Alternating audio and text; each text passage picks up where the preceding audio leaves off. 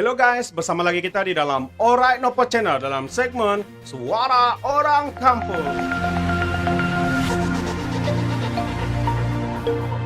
Alright guys, so sebelum kita teruskan, jangan lupa tekan butang subscribe, like, dan share. Kembali kita tonton berita panas hari ini.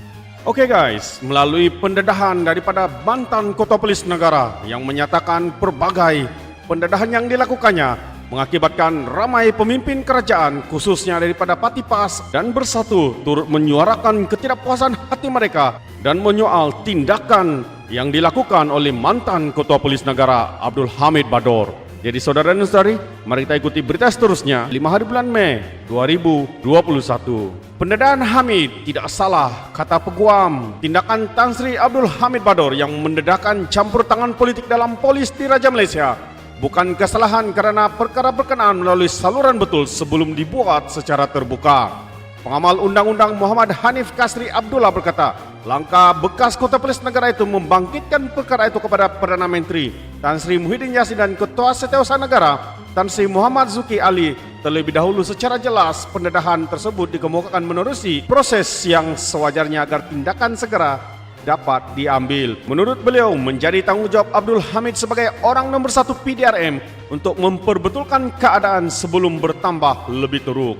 Sila berikan komen anda. Katanya lagi, kalau sudah ikut saluran betul dan masih tidak reaksi dan berterusan, beliau Abdul Hamid wajar membangkitkan kepincangan tersebut secara terbuka untuk mendapatkan perhatian kerajaan dengan lebih serius. Sambungnya, jadi ia bukan satu kesalahan, malah Abdul Hamid melakukan satu tindakan yang betul demi menjaga keharmonian PDRM sendiri, katanya kepada utusan Malaysia semalam.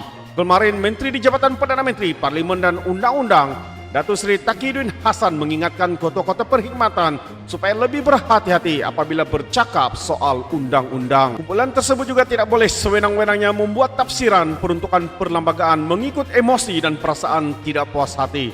Hanif merujuk kepada dakwaan Abdul Hamid berkenaan campur tangan politik dalam urusan PDRM yang tidak sepatutnya, selain menyifatkan Suruhanjaya Pasukan Polis SPP yang dipengerusikan Menteri Dalam Negeri Datuk Hamzah Zainuddin turut dicemari unsur politik. Dalam pada itu, Peguam Muhammad Rafiq Rashid Ali berkata, Taqiyuddin sebagai menteri bertanggungjawab dalam undang-undang seharusnya menyiasat dakwaan Abdul Hamid dan bukannya menghalang daripada memberikan pendedahan. Katanya, Malaysia selaku demokrasi tidak boleh menyekat pandangan dalam kalangan rakyat, apatah lagi ia dikeluarkan oleh Ketua Polis Negara. Tambahnya, lagipun Tan Sri Abdul Hamid telah ikut saluran yang betul dengan beliau telah jelaskan kepada Perdana Menteri dan Ketua Setiausaha Negara, tetapi usaha itu seolah-olah tidak dilayan.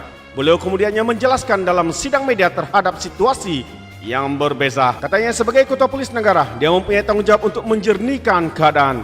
Jadi apa yang dilakukan Abdul Hamid adalah demi menyelamatkan keadaan, tegasnya. Jadi saudara dan saudari, apabila kita mendengar dengan pelbagai pihak cuba untuk menyangkal dan menyekat apa yang telah didedahkan oleh mantan Ketua Polis Negara ini, akhirnya hari ini beberapa peguam menyuarakan pandangan bahwa apa yang dilakukan oleh mantan Ketua Polis Negara ini adalah sesuatu yang betul dan tidak menyalahi undang-undang. Jadi saudara dan saudari, fikirkan. Dan sekali lagi, terima kasih kerana mendengar dan menonton video ini. Sebelum saya mengundurkan diri seperti biasa, peribahasa mengatakan, tapapun kangkap, dua tahun keinginan.